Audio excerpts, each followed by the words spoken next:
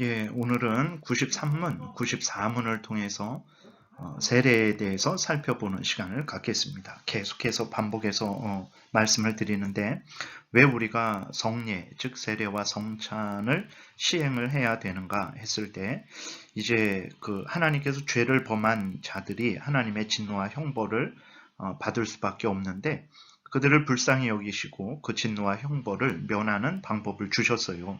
그것은 이제 예수 그리스도를 구주로 믿는 것, 생명에 이르는 참된 회개를 하는 것, 그리고 하나님의 말씀을 믿음으로 읽고 듣는 것, 그리고 네 번째로 성례, 세례와 성찬을 시행하는 것, 그리고 다섯 번째로 기도하는 것입니다. 우리가 세례와 성찬을 시행함을 통해서 하나님께서 우리에게 주신 그 죄용서의 은혜, 구원의 은혜, 하나님이 우리 하나님 되고 우리가 하나님의 자녀된 그 은혜가 어떤 것인지를 눈으로 보는 그 표지를 통해서, 그 행위를 통해서 확인하게 되고 그것을 또 확증하게 되고 또 그러한 받은 은혜를 더욱 경고케 되는 은혜가 있습니다. 그래서 그리스도인들이 세례와 성찬을 하나님의 말씀을 따라서 믿음으로 시행할 때에 우리가 받은 은혜를 눈으로 확인하게 되고 또 이제 그러한 은혜를 실제적으로 또 누리게 되고 더욱 견고한 믿음을 가지고 살아갈 수 있게 되는 것입니다. 그렇기 때문에 그리스도인들이 세례와 성찬을 소홀히 여기고 이 명령을 준행하지 않으면 그들의 믿음은 올바로 서지 못하게 됩니다. 그리고 예수 그리스도께서 교회에 분명히 세례와 성찬을 제정하셔서 시행하라라고 명령을 하셨는데 세례와 성찬을 시행하지 않으면 그곳은 참된 교회가 아니죠. 왜 그러냐면 머리 대신 예수 그리스도의 명령을 시행하지 않는 교회가 예수 그리스도의 몸이 될 수 있겠습니까? 그렇기 때문에 여러모로 이 세례와 성찬은 반드시 시행이 되어야 되는 것이고 그러할 때에 이제 우리에게 참된 그리스도인들에게 참된 유익이 있게 되는 것입니다. 이제 93문을 살펴보게 되면 신약의 성례들은 무엇입니까? 답. 신약의 성례들은 세례와 성찬입니다. 그러니까 구약 시대에도 성례가 있었고 신약 시대에도 성례가 있는 거예요. 구약 시대의 성례는 할례와 유월절 식사죠. 그러나 이것이 이제 신약 시대에는 세례와 성찬으로 대체되었습니다. 그래서 더 이상 신약 시대에서는 할례를 행하지 않고 유월절 식사를 하지 않는 거죠. 그러나 의미는 할례가 세례로 이제 유월절 식사가 성찬으로 이제 이어진 그러한 통일성은 우리가 생각을 해야 되는 것입니다. 다시 한번 성례가 무엇이냐라고 이렇게 우리가 좀 정리를 하면 성례는 첫 번째로 예수 그리스도께서 제정하신 예식, 거룩한 예식입니다. 그리고 그 예식 때 사용하는 표지를 통해서 이제 물과 떡과 포도주가 있죠. 세례 때 물, 성찬 때 떡과 포도주.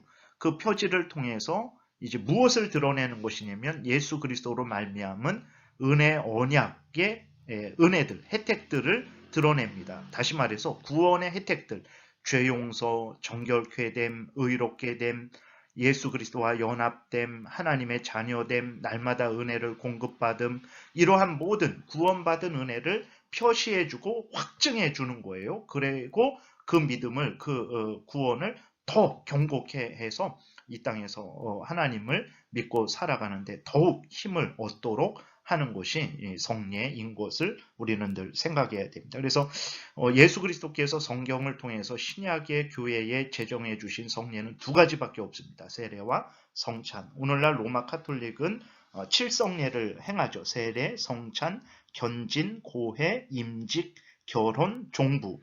뭐 다른 것들은 우리가 잘 아는 것이고 이제 견진은 뭐냐면 신부의 안수를 통해서 성령과 성령의 은사를 준다라는 거예요. 그러니까 성령을 받고 그 성도가 카톨릭 성도가 성령을 받고 성령의 은사를 받는 것은 누구에 의해서 받게 되냐면 신부의 견진 성사를 통해서 받을 수 있다라는 거예요. 그거는 완전 이단적인 말이죠. 성령 하나님께서 신부가 정말 이렇게 이 사람에게 주면 신부가 성령 하나님을 이 사람에게 주고 뭐 성령의 은사를 저 사람에게 마음대로 주고 그럴 수 있겠습니까? 그럴 수 없는 거예요. 근데 오늘날 로마 카톨릭은 신부가 로마 가톨릭 성도에게 성령이 임하게도 할 수 있고 성령의 은사가 임하게도 할 수 있다라고 그렇게 주장을 하죠. 그래서 견진 성사를 받아야 그 사람이 성령을 받고 성령의 은사를 받을 수 있다라고 하는 거예요.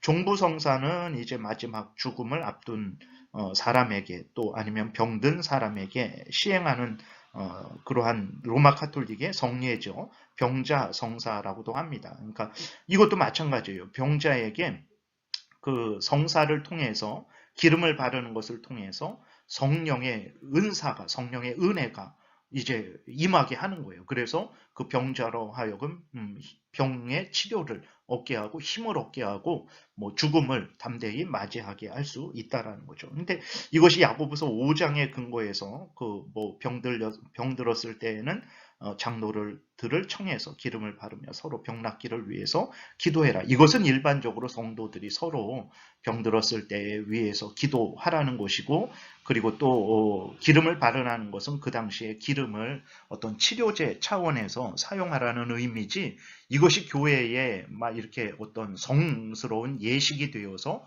구원의 은혜를 예수 그리스도를 믿음으로 말미암아 얻게 되는 구원의 은혜 언약의 그 은혜들을 표시하는 성례가 아니에요. 그러나 로마 가톨릭은 그것을 마치 성례로 해서 그걸 누가 거행합니까? 신부 많이 할 수 있는 거예요.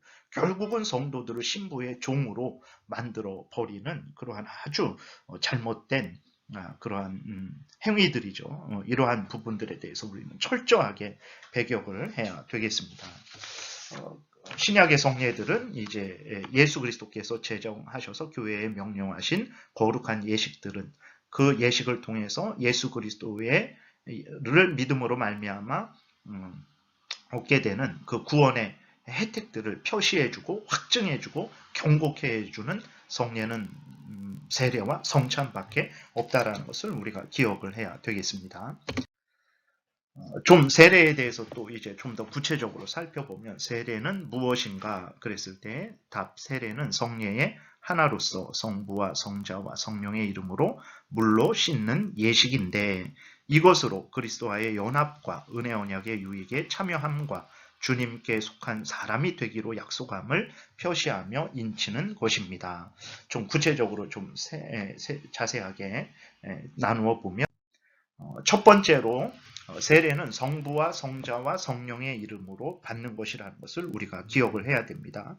성부와 성자와 성령의 이름으로 세례를 받는다라는 것은 무슨 의미냐?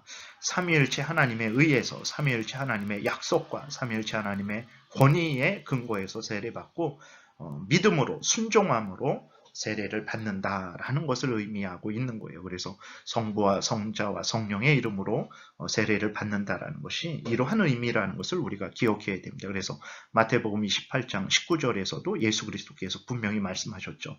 그러므로 너희는 가서 모든 민족을 제자로 삼아 아버지와 아들과 성령의 이름으로 세례를 주라 이렇게 말씀을 하셨어요. 삼위일체 하나님의 이름으로 세례를 주라 명령을 하셨어요. 우리가 이 말씀에 순종을 해야 되는 거예요. 그 의미는 이제 1번에 말씀드린 거죠. 두 번째, 세례는 세례 시 사용하는 외적인 표지가 있죠. 그것은 물이죠. 성찬 때에는 이제 떡과 포도주를 사용하는 것이고, 세례 때에는 그 물을 통해서 이제 물은 예수 그리스도의 피를 의미하는 거예요. 물을 가지고 씻죠. 근데 씻는다는 이제 우리 장로교에서는 뿌리거나 적시거나 하죠. 침례교에서는 푹 물 속에 잠그죠. 이러한 씻는 행위를 통해서 우리의 죄가 깨끗이 씻음 받는 것을 표시하고 확증해 주는 거예요. 그러니까 왜 세례 때 물을 그렇게 가지고 사용하는가? 그냥 말로 할 수 있는데 왜 그러냐면 이 물이 너희들의 더러운 것을 씻는 것처럼 예수 그리스도의 피가 너희들을 깨끗이 씻는 것이다 라는 것을 이제 우리의 눈으로 볼 수 있도록 우리의 몸으로 이 감각으로 깨달을 수 있도록 우리를 위해서 우리의 믿음을 확인시켜주고 더 경고케 해주시기 위해서 이 세례를 제정을 하신 것입니다. 그래서 히브리서 10장 22절에 우리가 마음의 뿌림을 받아 악한 양심으로부터 벗어나고 몸은 맑은 물로 씻음을 받았으니 참마음과 온전한 믿음으로 하나님께 나아가자. 다시 말해서 예수 그리스도의 피가 우리 마음에 뿌려진 거예요. 그래서 우리가 악한 양심으로부터 벗어나게 되고 우리가 참마음과 온전한 그러한 믿음을 가지게 된 거죠. 근데 여기에서 좀 우리가 조심해야 될 것은 하나님이 예수님의 피로 우리를 씻으신다라고 하셨을 때 실제로 하나님이 그 예수님의 피를 가지고 우리를 이렇게 몸에 바르냐, 그래서 우리의 몸이 빨갛게 예수 그리스도의 피로 이제 빨갛게 물드는 것이냐, 그런 것이 아닙니다. 하나님이 예수 그리스도를 믿는 자들의 죄를 용서하시고 거룩하게 하시고 그 형벌을 사면해 주시는 영적인 역사를 그렇게 표현을 한 거예요. 예수 그리스도의 피로 너희들을 정결케 하겠다라는 것은 하나님께서 예수 그리스도의 실제적인 피를 가지고 우리의 양심을, 우리의 몸을 이렇게 실제로 씻는 것이 아니라 하나님이 그 예수 그리스도의 죽으심에 근거해서, 그 피 흘리심에 근거해서, 우리 대신 제물 되심에 근거해서 우리를 용서하시고 거룩하게 하시고 정결케 하시고 우리의 형벌을 면제시켜 주신다라는 것을 그렇게 말씀하시는 것이라는 것을 기억해야 되고,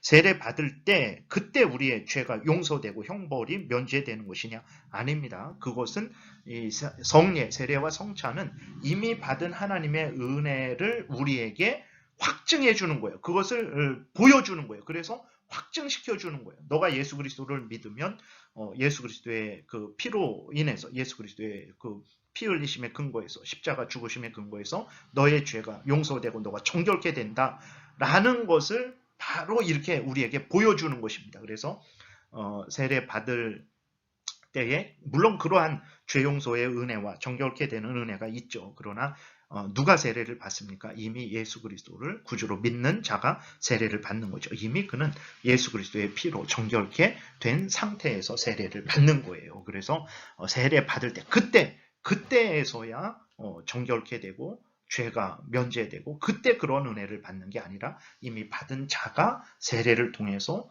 이런 은혜를 받았음을 확인하고 확증하고 경고하게 되는 것이라는 것을 우리가 기억해야 됩니다. 물론 앞에서도 말씀드렸지만 그때 또 하나님이 우리를 또 정결케 하시고 또 우리의 죄를 용서해 주시고 우리를 경고케 하시는 그런 은혜가 또 세례 때에 임하기도 합니다.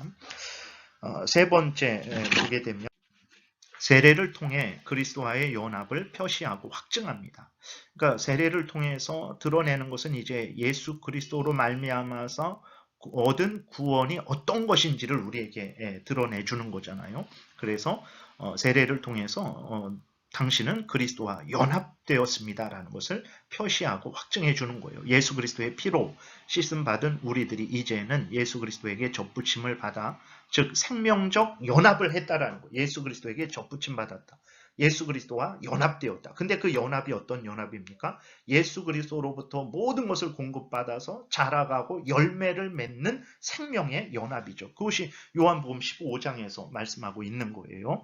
5절부터 4절부터 보면 내 안에 거하라 나도 너희 안에 거하리라. 가지가 포도나무에 붙어 있지 아니하면 스스로 열매를 맺을 수 없음 같이 너희도 내 안에 있지 아니하면 그러하리라. 나는 포도나무요 너희는 가지라. 그가 내 안에 내가 그 안에 거하면 사람이 열매를 많이 맺나니 나를 떠나서는 너희가 아무것도 할 수 없음이라. 이렇게 분명히 기록이 되어 있습니다. 그래서 예수 그리스도를 멀리하는 자는 결코 정상적으로 살아갈 수 없어요. 그리스도인이 예수 그리스도를 멀리한다, 예수 그리스도를 의지하지 않는다, 예수 그리스도를 사랑하지 않는다, 예수 그리스도부터 모든 생명의 양식들이 우리에게 오는데 그 예수 그리스도와 멀어진다?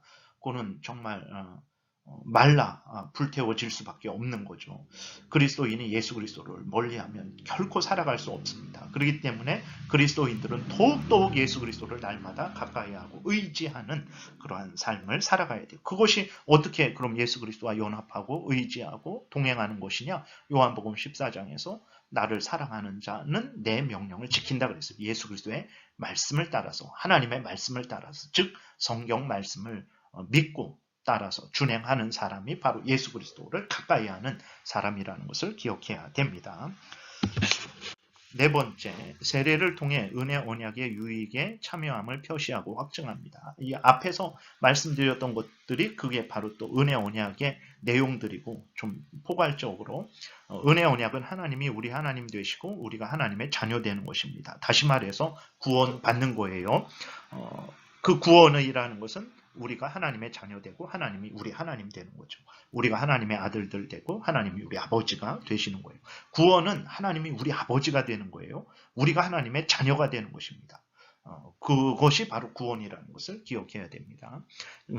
세례를 통해서 예수 그리스도의 피로 죄 씻음 받은 것, 하나님의 양자 된 것, 중생된 것, 성화되어지는 것, 영원한 생명의 부활에 이르는 것을 우리에게 표시해 주는 거예요. 눈으로 보이게. 그리고 그것을 확증해 주는 거예요. 너가 바로 이러한 은혜를 받았다. 그래서 우리의 믿음을 견고케 해주는 거죠. 그래서 믿음으로 세례를 시행할 때, 그 세례가 시행될 때, 동참할 때, 믿음으로 성찬에 참여할 때 우리가 하나님의 은혜를 확인하게 되고 확증하게 되고 또 견고하게 되어서 믿음이 더욱 강해지게 되는 은혜가 있는 것입니다.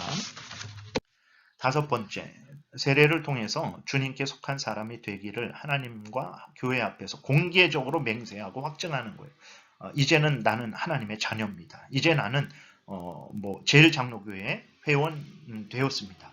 이제 나는 하나님을 위하여 살아가는 사람이 되겠습니다. 이제 나는 제일장로교회 성도로서 본분을 다하고 책임을 다하고 또 교회를 위해 성도들을 위해서 하나님을 위해서 살아가는 교회의 일원으로서 공개적으로 이제 살아가겠다라는 것을 맹세하는 거죠. 그러니까 하나님 앞에서 또 교회 앞에서 성도들 앞에서 이제 그 맹세를 하는 거예요. 공개적인 맹세를 하는 것입니다. 로마서 6장 11절부터 보게 되면 이와 같이 너희도 너희 자신을 죄에 대하여는 죽은 자요 그리스도 예수 안에서 하나님께 대하여는 살아있는 자로 여길지어다. 그러므로 너희는 죄가 너희 죽을 몸을 지배하지 못하게 하여 몸의 사욕에 순종하지 말고 또한 너희 지체를 불의의 무기로 죄에게 내주지 말고 오직 너희 자신을 죽은 자 가운데서 다시 살아난 자 같이 하나님께 드리며 너희 지체를 의의 무기로 하나님께 드리라. 이 말씀에 대해서 아멘 그렇게 하겠습니다. 내가 이제 하나님의 자녀된 자로서 하나님을 위해서 살아가겠습니다. 이전에 죄된 삶을 끊고 돌이켜서 하나님의 말씀을 따라서 살아가겠습니다.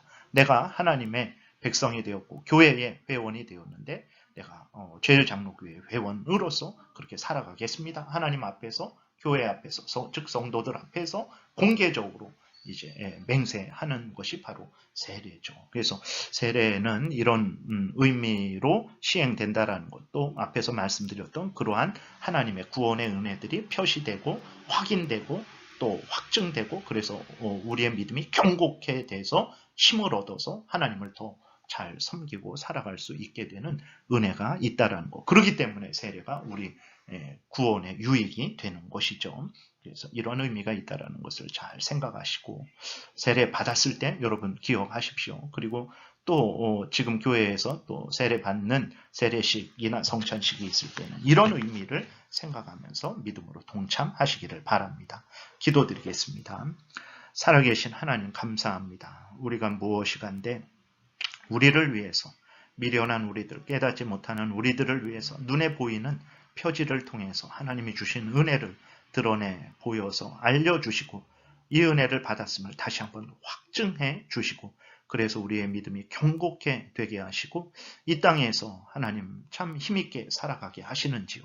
하나님의 이러한 크신 은혜와 사랑을 깨달아 알고 세례와 성찬의 참된 의미를 늘 생각하고 항상 믿음으로 동참하고 또 이미 세례받은 자로서 하나님 앞에서 성도들 교회 앞에서 맹세한 것을 기억하고 그 맹세를 잘 지키는 우리 모두가 되게 도우소서 예수님 이름으로 기도드렸습니다. 아멘.